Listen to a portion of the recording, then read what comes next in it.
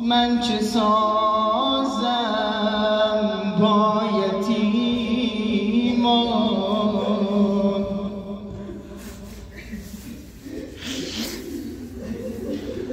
خدایا به زهرا من چه سازم با یتیمان، بده صبری ز هجر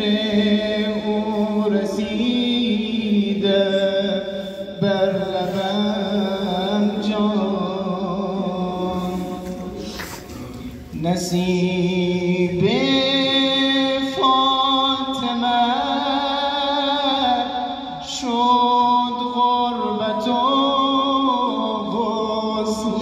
شبانه،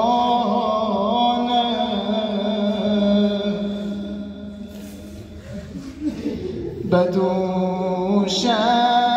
برده ام تابوت او را مخفیانه، جوان مادرم گل پرپرم چرا رفتی ز دنیا، تلاشم بود تسلا دهم ز بعد تو به بابا، نمی‌رود زیادم آن قامت حمیده، علی همیشه باره داغ تو را کشیده، نمی‌رود زیادم آن قامت حمیده، علی همیشه باره داغ تو را کشیده، این بود سرنوشتم با خون دل نوشتم، شرمنده تو زهرا ملکه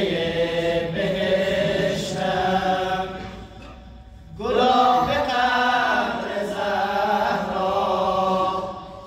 اشک دو چشم من شد،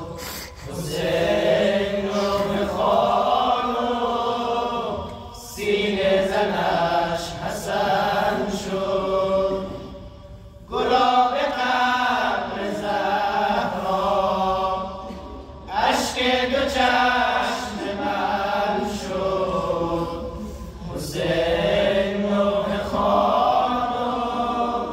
سینه زنش حسن شد، برگ و غم دلت را ای جان نصیب بر لب، از بین درگوری‌ها از گریه‌های زینب، از گریه‌های زینب سینه ز تو گرفته